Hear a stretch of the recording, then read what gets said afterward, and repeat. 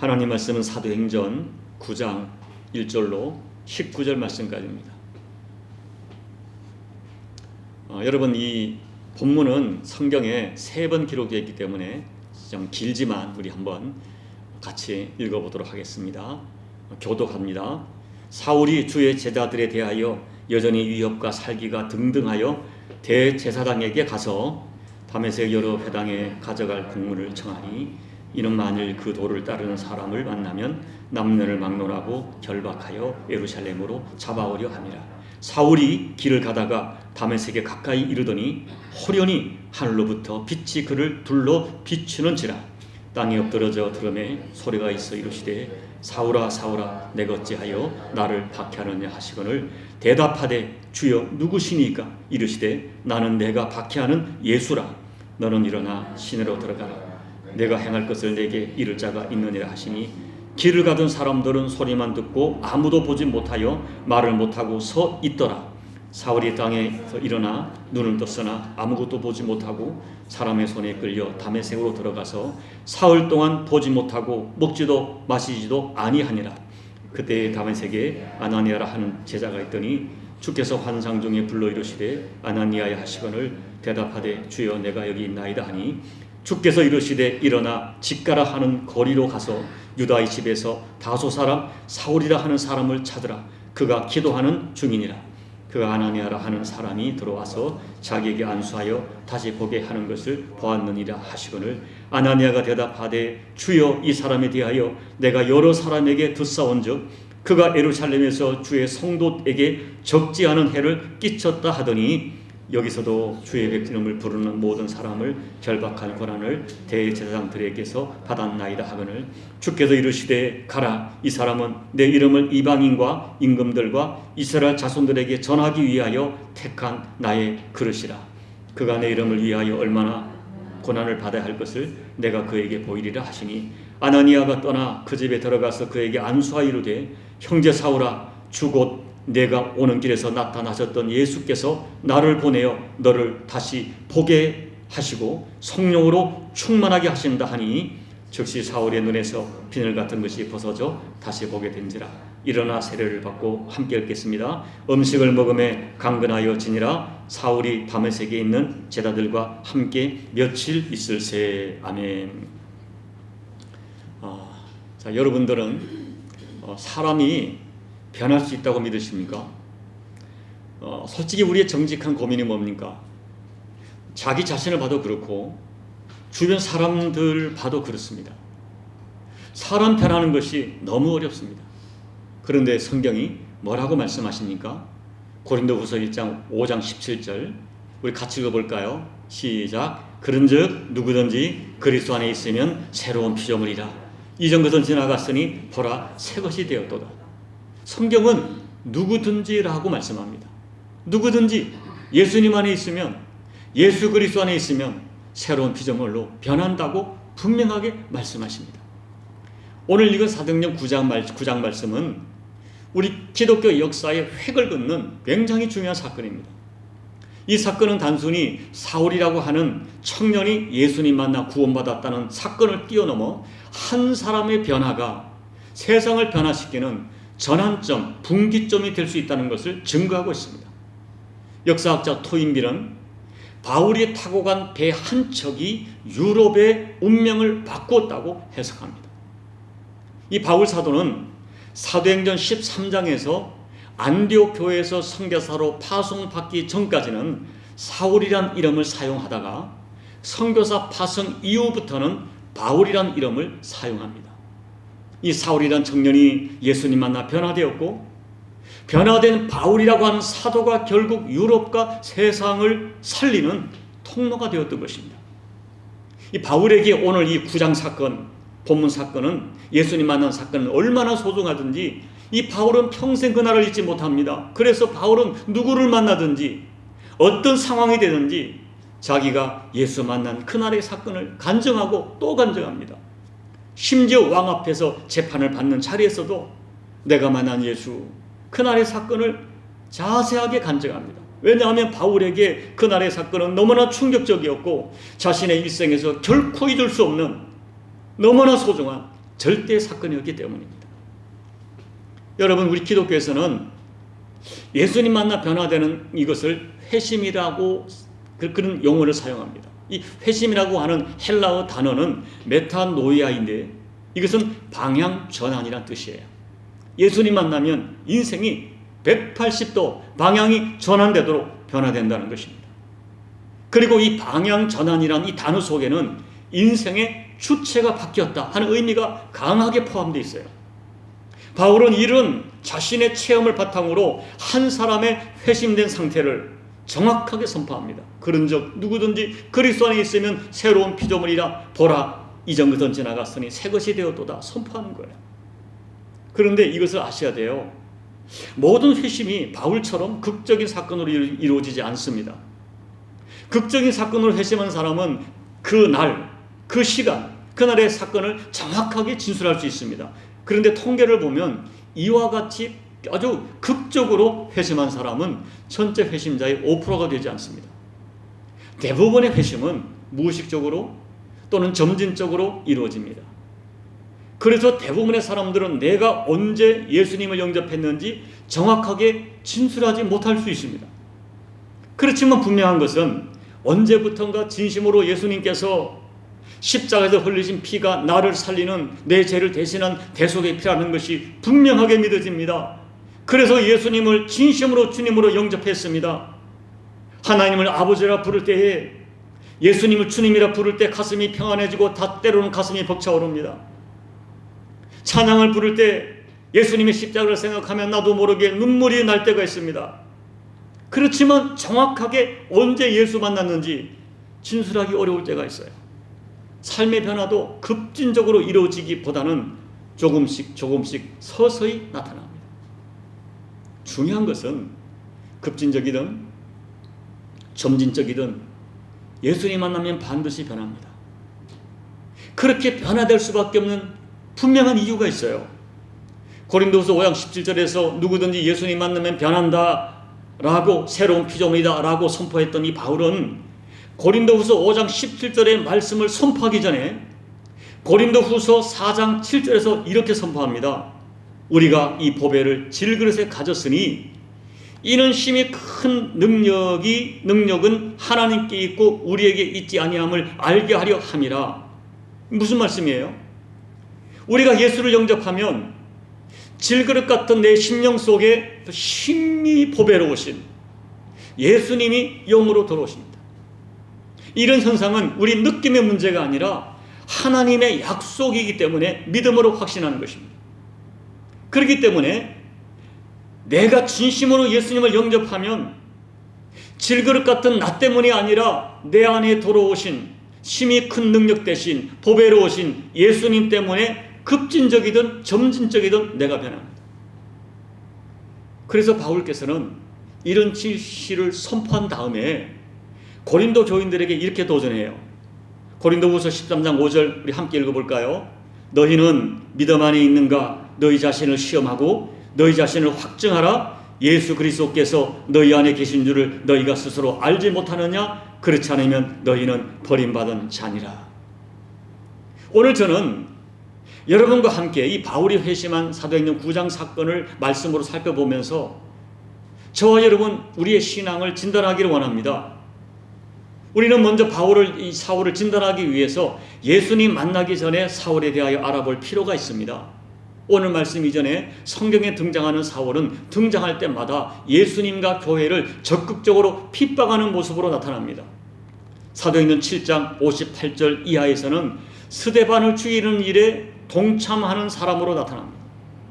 8장 1절에서는 스데반의 죽음을 마땅하게 여겼고 이제는 교회를 잔멸하려고 각 집에 들어가서 예수 믿는 남녀를 체포하고 옥에 넘기는 일을 했습니다. 그런데 그것으로 바울의 양이 차지 않았습니다.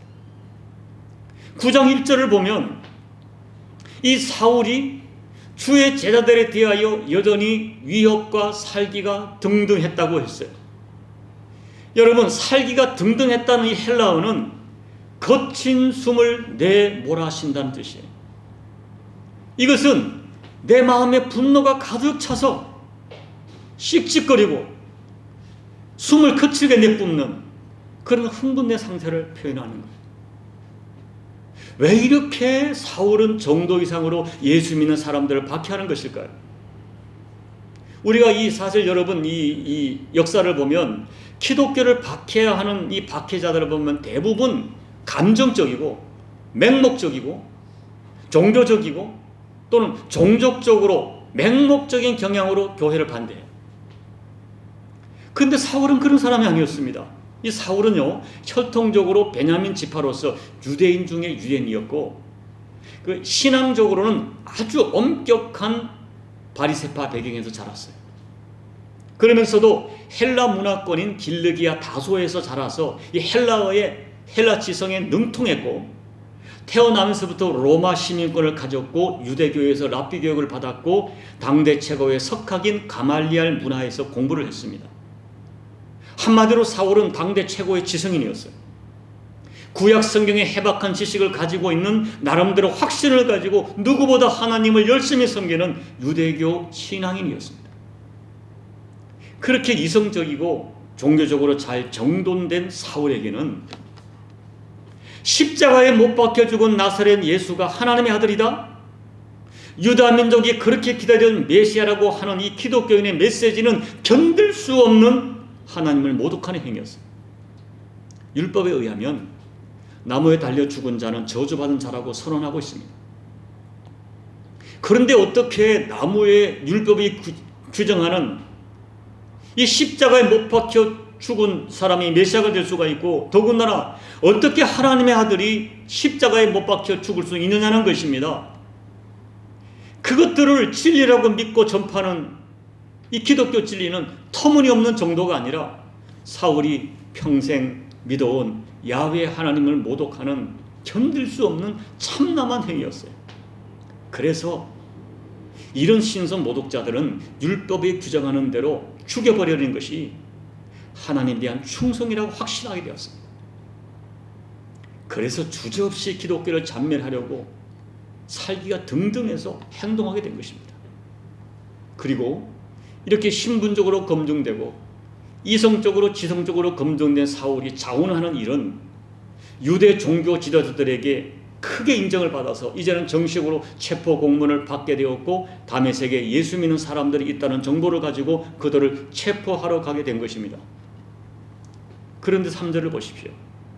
다메섹으로 가까이 가는 중에 호련히 하늘로부터 강력한 빛이 사울을 둘러 비추었습니다. 그 순간 사울이 땅에 엎드러졌어요. 그때 하늘로부터 소리가 났습니다. 사울아 사울아, 내가 어찌하여 나를 박해하느냐. 아무도 막지 못했던 사울의 인생에 드디어 하나님이 개입하신 것입니다. 저는 여러분의 인생에 하나님의 개입하시는 은혜가 있기를 진심으로 기도합니다. 특별히 가족 중에, 내가 사랑하는 사람 중에 도무지 변할 것 같지 않은, 그래서 여러분이 눈물을 흘리고 있는 그 어떤 사람에게 하나님이 개입하시고, 또는 나는 스스로 아무도 변화시킬 수 없다고 장담하는 그런 사람에게 하나님이 오늘 사울에게처럼 개입해 주시기를 기도합니다. 오늘 말씀을 보시면 엎드러져 있는 사울을 예수님이 한 번만 부르지 않고 2번을 연속 불러주십니다. 사울아 사울아, 내가 어찌하여 나를 박해하느냐. 이 2번의 부르심은 사울에 대한 예수님의 특별한 관심과 예수님의 특별한 사랑을 드러냅니다. 여러분, 이것을 주목해 보시기 바랍니다. 그렇게도 예수님을 멸시하고 그렇게도 하나님의 사람들을 박해하고 죽였던 사울 같은 사람도 예수님이 찾아주십니다. 2번이나 불러주십니다. 이것이 우리에게 얼마나 소망이 되는지 몰라요.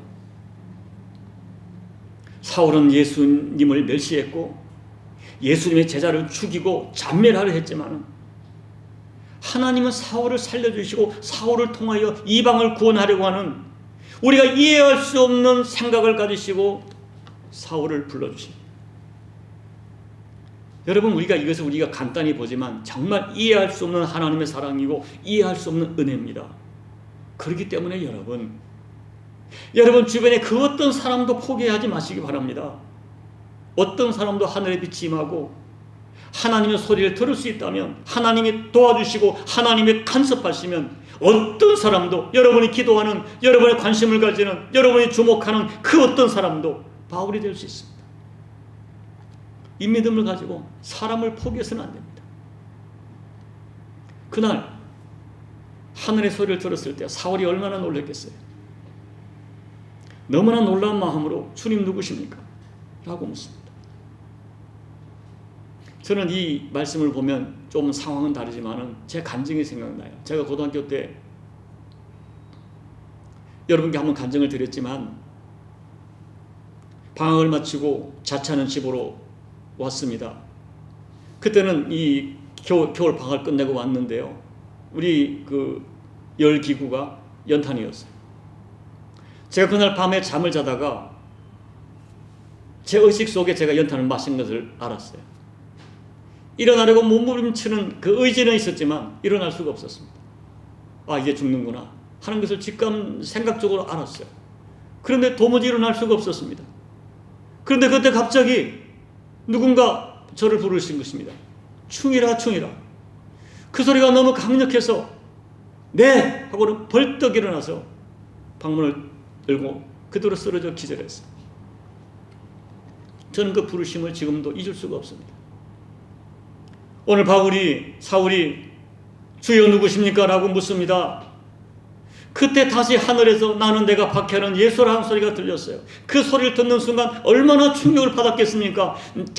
그가 사울이 그토록 부인하고 그토록 박해하고 그토록 멸시하던 예수님께서 살아계셔서 자기를 찾아오신 것입니다. 그 순간 사울의 인생이 180도 바뀌었어요.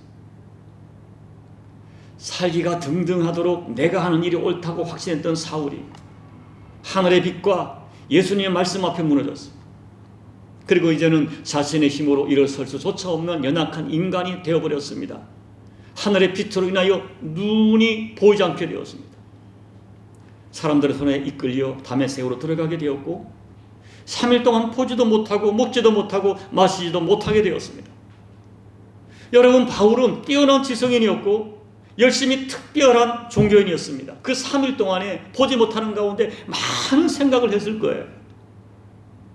그날 만난 예수님을 생각하면서 예수님은 이제는 부인할 수 없습니다. 그래서 지나간 날들이 주마등처럼 떠오르면서 자기가 알고 평생을 배워왔던 구약의 모든 지식을 동원해서 내가 만난 예수, 그 예수를 해석하려고 했을 거예요. 때로는 우리에게 이런 시간이 필요해요.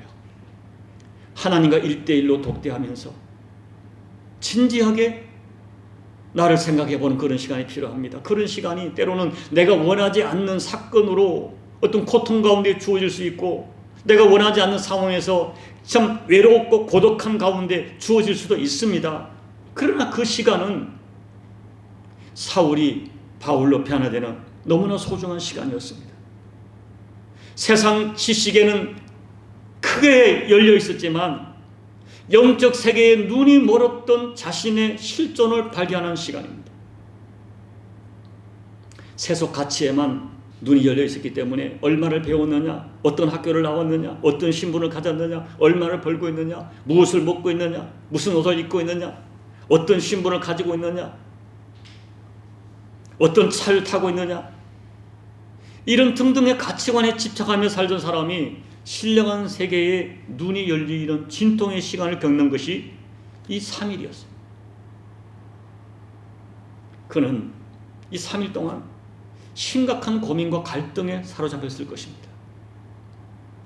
이 사울은 자기가 이 예수님을 인정하고 예수를 영접하고 기독교인이 된다는 것이 어떤 결과를 가져올지를 정확히 알고 있었어요. 어쩌면 가족들에게 완전히 내쳐질 것입니다. 자기에게 한껏 보장되었던 미래가 포기되어지고 그동안 맺고 있던 모든 인간관계와 자기의 모든 신분을 포기해야 하는 그런 결단을 내려야 됩니다. 그리고 자기가 지금까지 그토록 조롱하고 멸시하고 박해했던 그들의 공동체에 들어가야 되는 기가 막힌 결정을 해야 했어요. 그런데 문제는 예수님을 부인할 수 없는 것입니다. 직접 빛을 보고 하나님의 소리, 예수님의 소리를 들었기 때문입니다.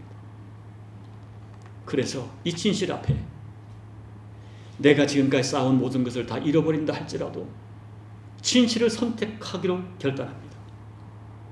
바울은 그때의 심정을 빌립보서 3장 7절 9절에서 이렇게 표현해요. 그러나 무엇이든지 내게 유익하던 것을 내가 그리스도를 위하여 다 해로 여길 뿐더러 또한 모든 것을 해로 여김은 내 주 그리스도를 아는 지식이 가장 고상하기 때문이라. 내가 그를 위하여 모든 것을 잃어버리고 배설물로 여김은 그리스도를 얻고 그 안에서 발견되려 함이니 내가 가진 의는 율법에서 난 것이 아니요 오직 그리스도를 믿음으로 말미암은 것이니 곧 믿음으로 하나님께로부터 난 의라. 사울은 그날 만난 예수님을 포기할 수가 없었어요. 예수님이 살아계신 하나님이시고 메시아이신 것을 직접 내가 확인했기 때문입니다. 예수님 만나기 전에는 자기의 세상 지식과 유대교라는 종교에서 배운 그든 종교적 지식에 대하여 나름대로 눈이 밝고 이것이 진리라고 확신했었습니다. 그러나 사실은 그가 알았던 지식은 너무나 단편적이었고 너무나 부분적이었고 심지어 잘못된 정보였습니다. 예수님 만나고 보니 내가 아는 지식이 진실이 아니었다는 것을 직접 깨달았습니다. 저는 가끔 교회에 처음 나와서 신앙생활을 하던 사람들에게 그런 얘기를 여러 번 들었어요. 목사님, 내가 알던 기독교가 아니었습니다. 교회에 와서 복음을 접하다 보니 세상 언론에서 듣던 기독교, 주변 사람에게 듣던 기독교, 부정적으로 듣던 기독교와는 너무 달랐다는 것입니다. 바울이 그랬어요. 직접 경험하고 보니 그것이 아니었어요. 그래서 드디어 누가 뭐래도 진리를 선택하기로 결단하기로 결심합니다.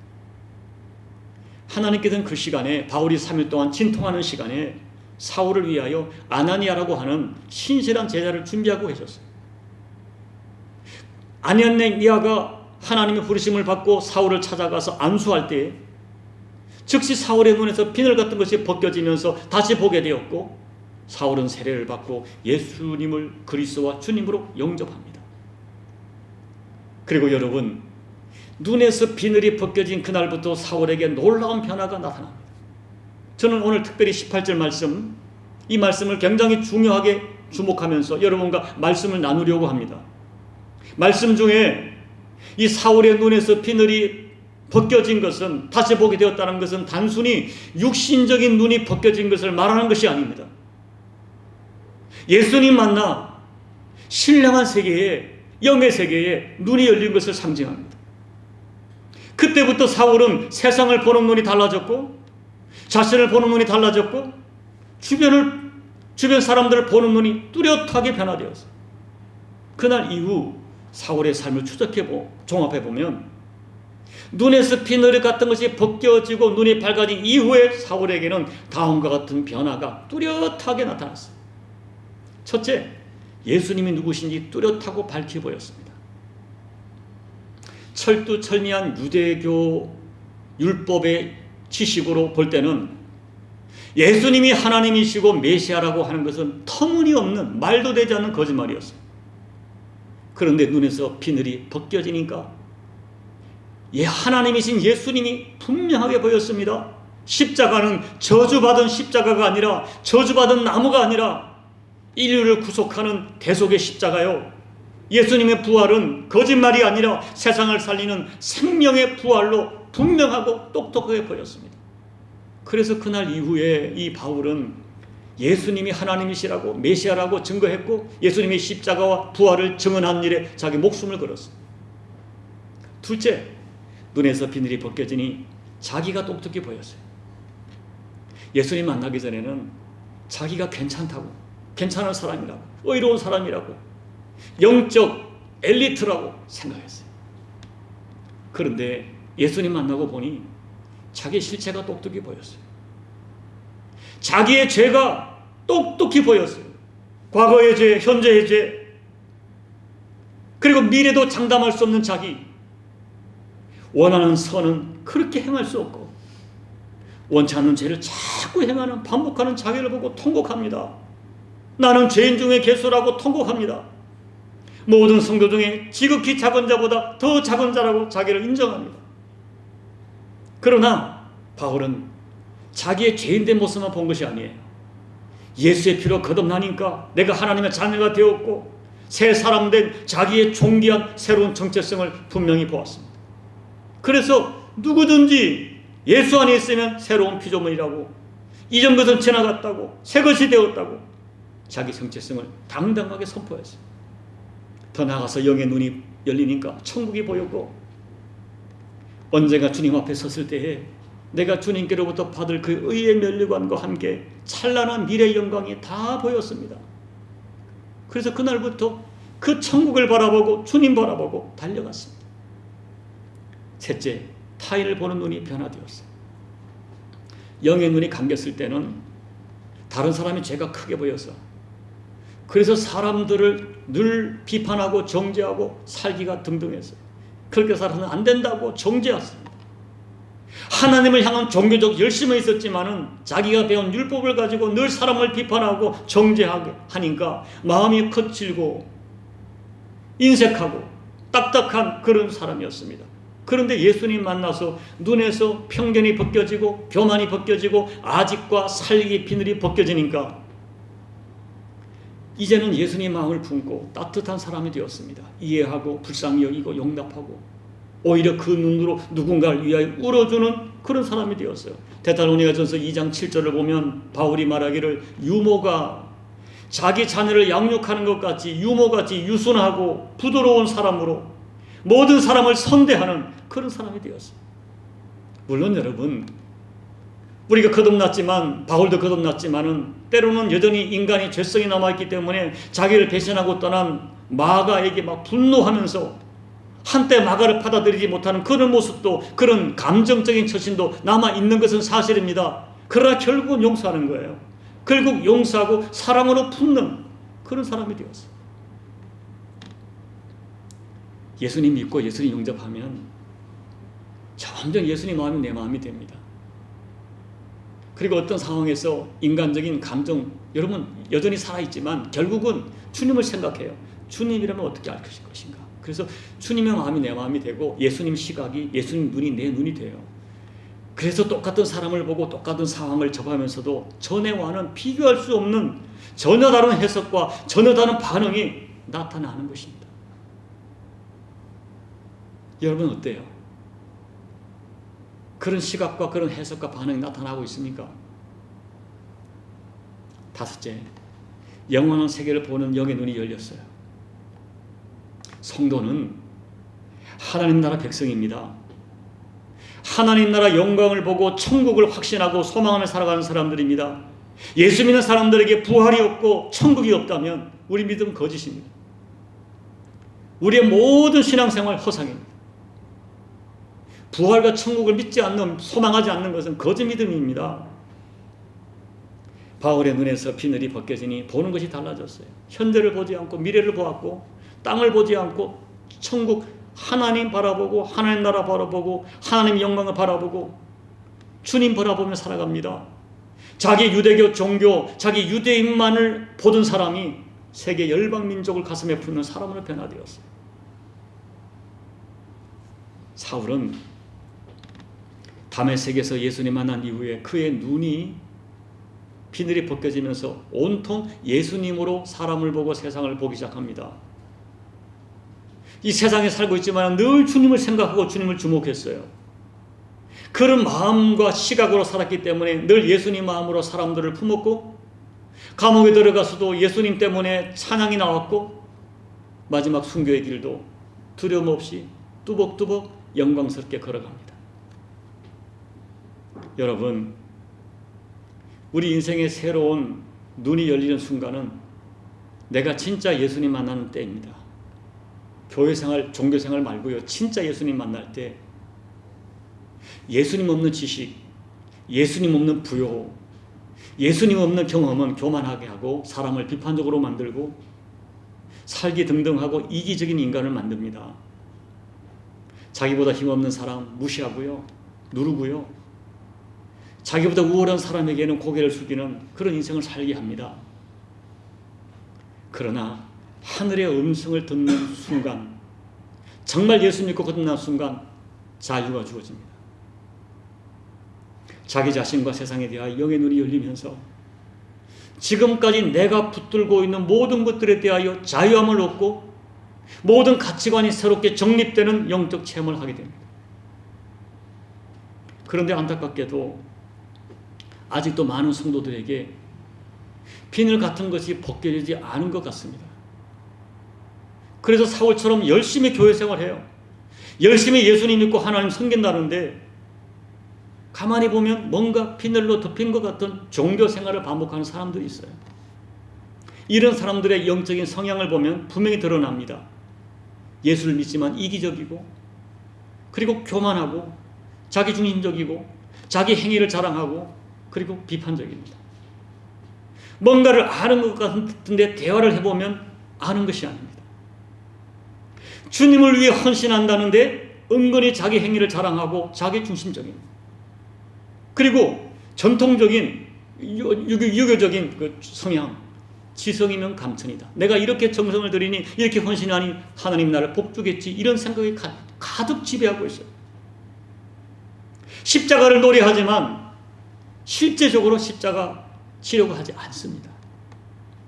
다만 당시 이 유대인처럼, 이 종교인처럼, 사울처럼 자기 열심으로 열심히 종교 생활 반복합니다. 11조 드리고 구제하고 선교하고 다 합니다. 그런데 늘 오늘 사울처럼 율법의 비늘, 지성이면 감천이라는 행위의 비늘, 그리고 여전히 사실은 주목하는 것이 세상 비늘, 그것이 혼합되어서 성도들의 영의 눈을 가리고 영혼의 길을 막고 있습니다. 우리는 정직하게 자기를 다시 한번 살펴봐야 됩니다. 그리고 이 비늘 같은 것에 덮여있는 종교 생활을 부끄러워하고 단호하게 예수 이름으로 끊어내야 돼요. 시편 118편 11절 12절 그들이 나를 에워싸고 에워쌌으나 내가 여호와 이름으로 그들을 끊으리로다. 그들이 벌들처럼 나를 에워쌌으나 가시덤불에 불같이 탁 없어졌나니 내가 여호와 이름으로 그들을 끊으리로다. 이것은 시편 118편은 사단의 괴계를 말하기도 하지만 나를 덮고 있는 이 율법적이고 종교적인 이 비늘을 끊어내야 돼요. 내가 믿는 예수 이름으로, 예수님 마음으로, 예수님의 심정으로 내 눈과 내 귀와 내 영혼을 덮고 있는 비늘 벗겨내야 됩니다. 그래야 하나님의 역사를 볼 수 있고 진리를 들을 수 있어요. 저는 어쩌면 저와 여러분의 눈을 덮고 있는 모든 비늘 같은 것들이 다 벗겨지게 되기를 간절히 기도합니다. 벗겨진 영혼으로, 맑고 깨끗한 눈으로 주님을 보고, 나를 보고, 가족을 보고, 교우들을 보고, 사명을 보고, 세상을 보고, 나의 미래를 보는 그런 눈이 열리기를 축복합니다. 이 말씀을 정리합니다. 아직도 세상 것으로 덮인 눈을 가진 사람은 예수님을 영으로 만나야 됩니다. 예수님을 진짜 만나야 자신의 인생에 똑똑히 해석이 됩니다. 그리고 내가 내 인생의 방향과 그 종착지가 분별되는 그런 은혜를 경험하게 됩니다. 그리고 반복하지만 예수님을 영으로 만나야 나 자신과 가족과 교회와 교우들과 목회자와 세상을 보는 눈이 분명하게 달라집니다. 우리가 오늘 고린도후서 13장에 있는 말씀처럼 정직하고 진지하게 여러분 자신을 시험해 봐야 됩니다. 나를 덮고 있는 자아중심적인 이 비늘 때문에 나의 영혼의 눈이 어두워져 있지 않은가? 내가 마땅히 볼 것을 보지 못하고 엉뚱하게 신앙생활이 아닌 종교생활을 하고 있지 않은가? 자신을 정직하게 진단해 봐야 돼요.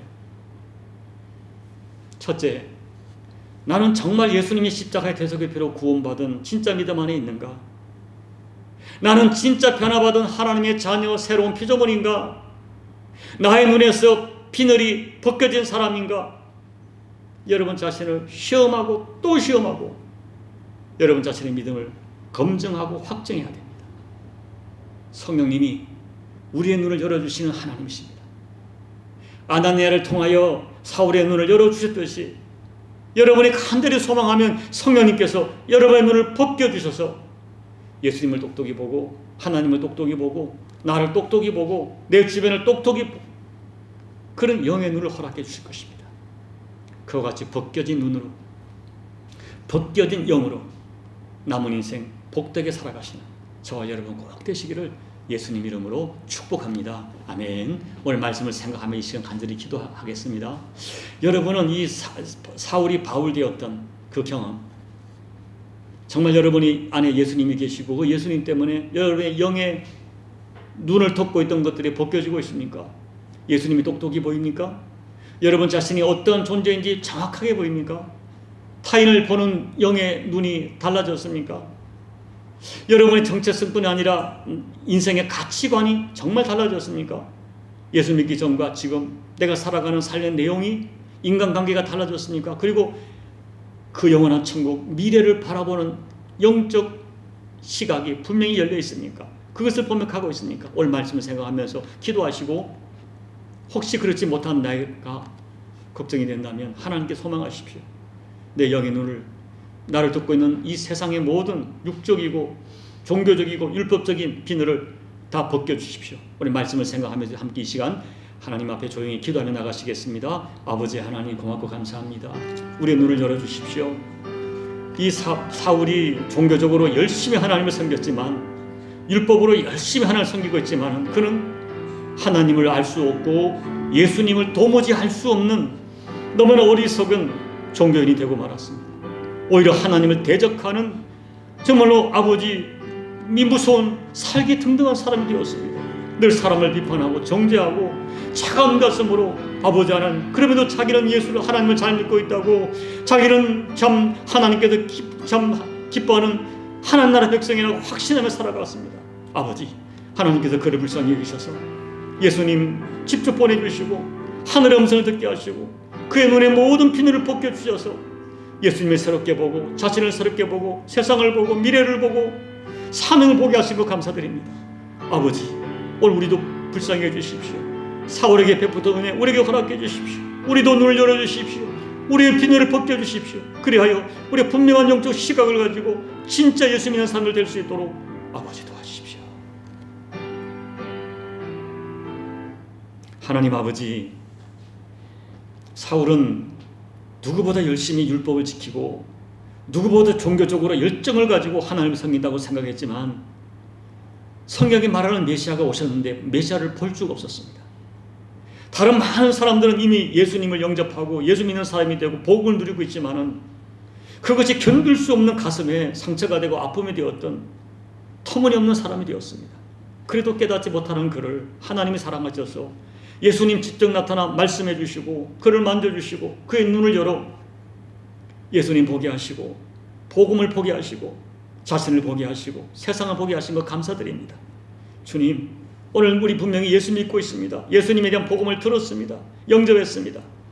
그런데 혹시 여전히 내가 아버지 하나님, 내가 복음이라고 생각하는 이것조차 율법이 되어 나의 눈을 가리고 있지는 않은지 정직하고 진지하게 자신을 진단하게 도와주셔서 하나님 정말 영의 눈이 열려지고 나를 덮고 있는 모든 것들이 벗겨지는 영적 체험을 하여서 열려진 깨끗한 눈으로 하나님 바라보고 예수님 바라보고 천국 바라보고 나를 바라보고 내 주변을 바라보고 가족을 바라보고 사명을 바라보고 교회를 바라보고 열방을 바라보는 우리 모든 열린 영 안으로 살아가는 복된 저희들 될 수 있도록 축복해 주시옵소서. 예수님 이름으로 간절히 축복하며 기도하옵나이다. 아멘.